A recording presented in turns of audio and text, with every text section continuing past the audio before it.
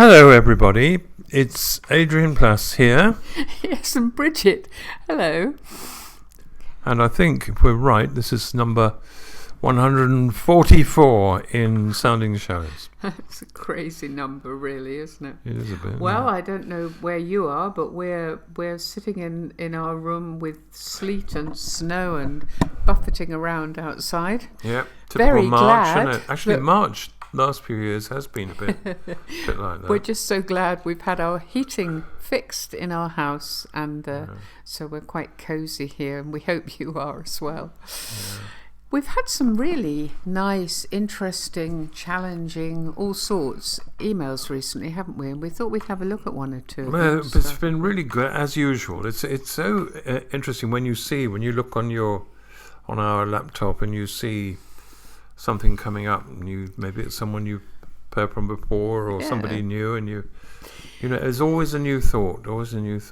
Well, the idea of curating has caused some response, hasn't it? Because we were talking about how did that come about? Well, it came about, didn't it, from somebody talking about hating the way church sometimes, and church leaders rather, want to curate. Yeah, that's right. Yeah. Our everything, really, Organise our behaviour, our our perception, perception, and we had one nice email, didn't we, from somebody who was laughing, really, but said, I always thought curate was a vicar's assistant. Which it is, she or he is, of course. Yes. But she also said, we've got it here, which reminds me of a colleague who worked nights. So on Sunday mornings, Grandma had to take the little girl to church. And on return, the little girl kept going on about Father Hewitt.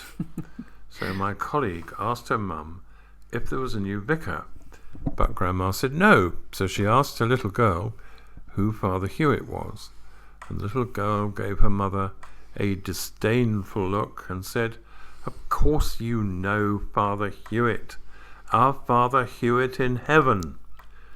You couldn't make it up, could you?" And she says, that's why I love working with children. Well, the thing about that situation was she was able to sort it quite quickly.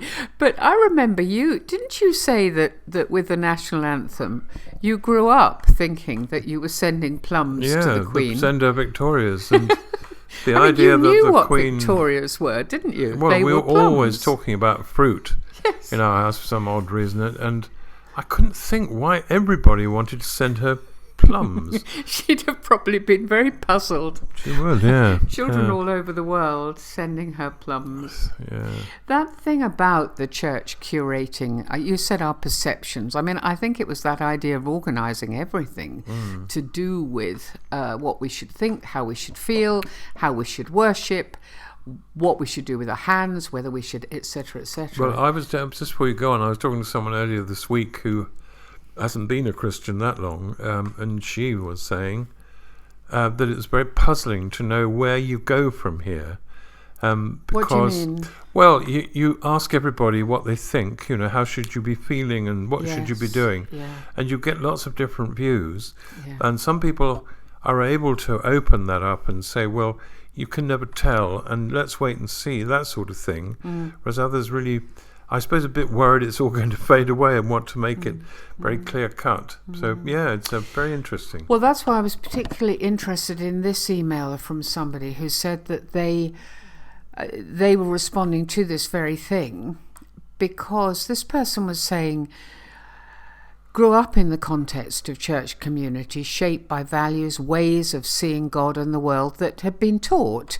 The problem is she had changed. So she now finds it very hard to feel comfortable. And I do understand that. I mean, she said she believes in the importance of church. She believes that she should be part of that. And she means church as the people of God, doesn't she? Yeah. I think she also means going to it. Going to it, you know, well, being in it, being part of that community. But it says, I don't know how to get from where I am right now to a place of belonging or being able to sit in a service without feeling extremely uncomfortable. And I like the idea that this person you were talking to is hearing different views and is therefore going to hopefully be able to shape I don't know, around how he's changing. Allow the feelings that are real. So it's so exciting when you first become a Christian, very often for people, isn't it? Yeah, Everything's so clear and so exciting, and it is, yeah. and it's bewildering when that doesn't feel as though, because it's all about feeling. Well, I think also, let's be honest,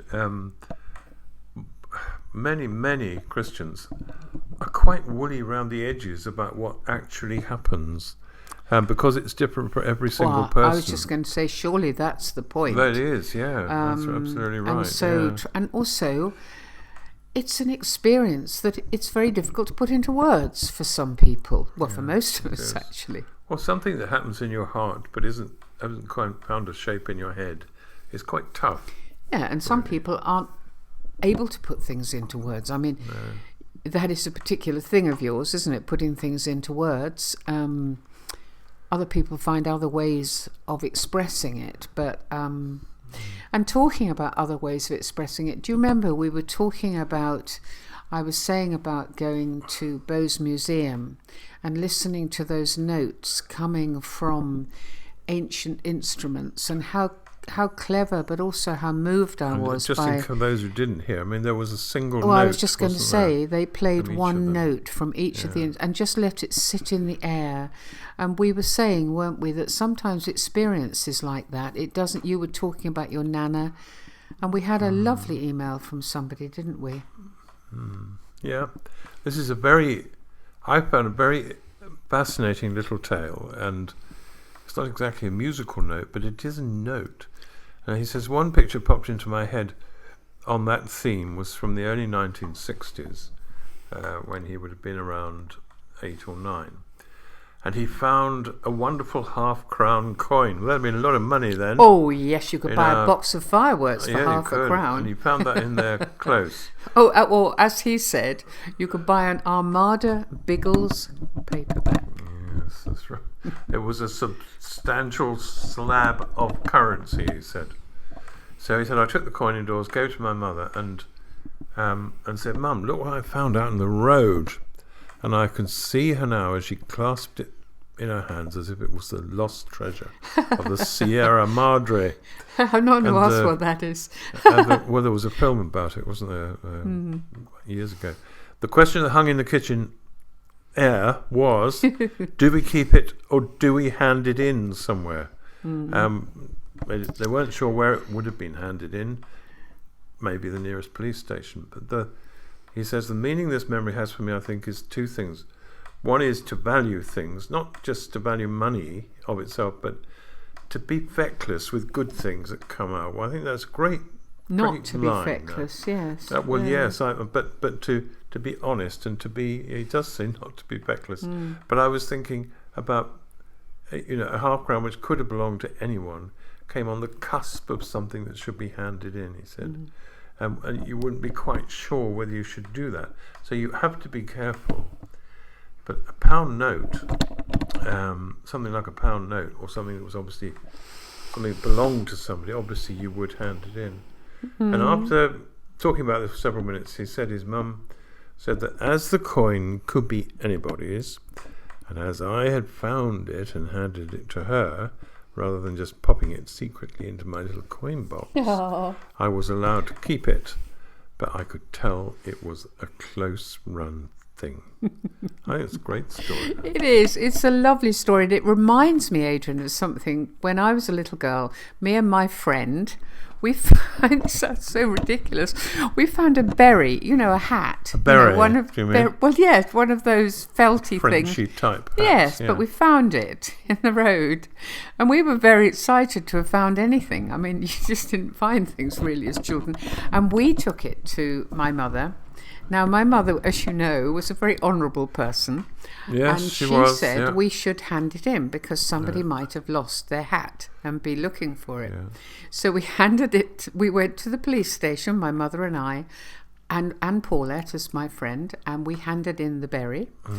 And you could claim it after 2 months or something if nobody had wanted it. So after 2 months we claimed it. Oh, and did my you? You went my and got it? mother cut it in half. You're joking. No, I'm not. So we had half of it each, and we wore this half on our heads, feeling very... It's so silly, and yet there's something in the middle of it that taught us that you do the honourable thing. Could so you have shared the berry? Well, I don't think that was an option. We both felt that we needed half of it. What colour was the berry?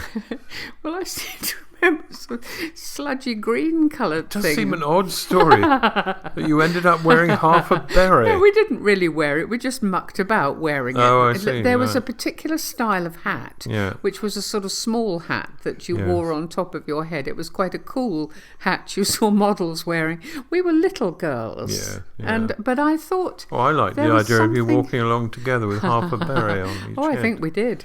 But there was something about that dilemma as a parent as to whether you just let something go or you do the honourable thing. And my mother perhaps took it a little bit far. I remember very distinctly when we were children that somebody gave some clothes to my parents to sell at something, one of these charity things. And in the inside pocket was a wad of notes.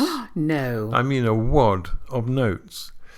And I have to say that as a small child, I thought this is very good news because we don't have Lots of all that boxes much of money. fireworks. You could get lots of sweets, and they gave it all back. And I said, I must have been a bit older than little because I remember I said, maybe they'll be so grateful to you for giving it back that they give you a bit of it, but they didn't. But no. But they did in the that all school went. stories that you would have been Yeah, reading. I know.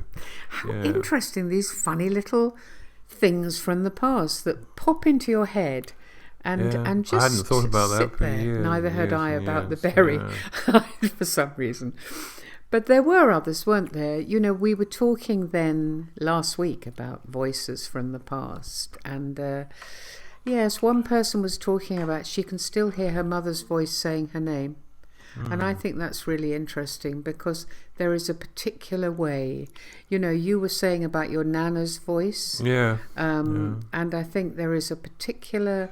It's not necessarily the words, but the tone. Yeah. And Somebody emailed to say that he'd read the story about me, walking all that distance and to find my nana's house and then realising it wasn't going to happen and coming back again. And had always wondered whether it was based on truth. So that was nice to hear that. And there was another really nice little story, wasn't there, of somebody working with children with challenging behaviour, because we've been talking about that. And there was one of those golden moments, wasn't there, when she was dealing with comparative religions. That's right, in Hinduism, multicultural Judaism, RE, Islam, yeah. And she was showing... And she says, well, it's worth reading what she put. Listen, just read what she said. Well, she said... in the afternoon. She said she wanted to introduce Jesus. You hang on till Easter, and then you finally, if you've got to deal with all sorts of... You do Diwali and you do all the other religious festivals. Finally comes Easter, and now you can introduce Jesus. And she was hoping that they would pick up her passion without her being able to actually say, and this one's mine. And she said she chose extracts from Franco Zeffirelli's Jesus of Nazareth. It's a wonderful film. Yes, wonderful it is. film. And she said she was doing about the healing of Jairus' daughter and of the man born blind and all the other things. And she said a little lad called Adam, who was sitting at her feet in their very cosy and comfortable reading corner, looked up through his bright blue National Health specs. Remember, these were children with challenging behaviour. And confidentially said, "Oh, I love Jesus, miss." Yeah. And she said it was a grace note, like this single note, and it moved her greatly. And it's made her think of how many people there must be who would love Jesus if we weren't getting in the way with church, religion, and our often cack-handed attempts to convert them. So there's lots and lots of things, really, all these voices. And we've heard in people we've met, haven't we, so many responses, the way that these voices from the past have affected life. Some very negative as well. I mean, we've spoken about positive things, but some people have been put off stuff, haven't they? And we know of a couple of people who were encouraged so strongly to do things. Yeah, so they were which is the opposite of very positive, but almost too but positive. Actually, they weren't able to do the things they were encouraged to do. I remember there was one point in our lives where we talked about people who had a ministry of unwise encouragement, and it is necessary, isn't it, to make sure if you're going to encourage someone, not to put them off at all, but to just be careful that you don't get that wrong. I think some of it, I mean, when we were growing up all that time ago, it was very much that parents never told you that you were anything all that special because you might get spoilt. Yeah. But then as a swing from that, I think, maybe some children are encouraged a little too much to think that they are the next amazing actor or the next amazing whatever. And as you say, it's fine when they're little. You want them to be affirmed. You want them to be confident. But sometimes you find people have been given the impression that they're going to be able to do absolutely anything. And it's not quite like that. They get very disappointed later on when they're having been, having sung to Nana and Grandpa. Yeah. They then go on a stage and find they're not so good as they thought they were. But isn't it wonderful when we do see? I was just going to say that when I was a boy, I mean, I was always going to be an actor all my life, and I remember saying to someone, and I can't remember who it was, but it was someone fairly close to me, I think, who I confidentially really said, one day I'm going to be an actor. And I know that she said, looked at me and said, oh, well, you have to be good looking to be an actor. Oh, Adrian. And I remember my heart sinking. Oh. And I thought, oh dear, I'm not good looking enough to be with your crumpled socks and your rather long shorts and your... Well, I wouldn't have looked like a very good prospect as an actor. Well, but lots of people have had that, haven't they? Yeah, they have. You're not clever enough, you're not musical enough, you're not like your older brother or sister, you're not... And then, I mean, lots of husbands and wives have had it as well. Yeah. That you are the second best one. You are the wife of, or you are the husband of, or the child of. Yeah. And you're made to feel sometimes that you never will be good enough. And there are great dangers in that. Huge dangers, aren't there? Yeah. Because we meet people all the time who are still feeling that maybe God loves everybody else but not them, because they're not good enough, and they'll never be good enough, and they'll never come up scratch in some way. The other thing about children is that you never know what is happening to them, and in my own case, I only know about me, but I do know that because home was tumultuous, it was very hard to do anything organised at home. But as I think we've said before, when you're that age, you feel guilty about everything at a time when you should feel guilty about nothing. And so you're wrestling with that, and then the rest of it kind of lands on that with a great thump. And you think, how do we get through this? One of the great wonderful things for us is that we have seen people, haven't we, who managed to do things that they never thought. Just tell people about one of those. I mean, well, I know. I'm sure we've told you about this person before, but this is somebody who we met in her 50s, and we were doing a weekend about writing, and she told us this story. She said when she was a little girl, a really little girl, she used to love writing stories, and her teacher was very encouraging and would invite her up to read her story to the class.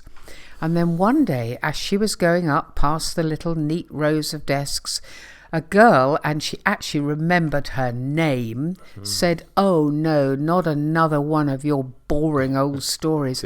And she stopped writing. Yeah, that's right. Yeah. And she hadn't necessarily really connected it with those words, that voice from the past, that moment that kind of clunked into her and meant that she just wasn't going to do it anymore. It was a profound thing, and yet this other kid probably just was a bit jealous or something like that. Who knows? Yeah. And the reason that something managed to get through, again, was something I know we've talked about before, which is about Anik and about the bookshop that...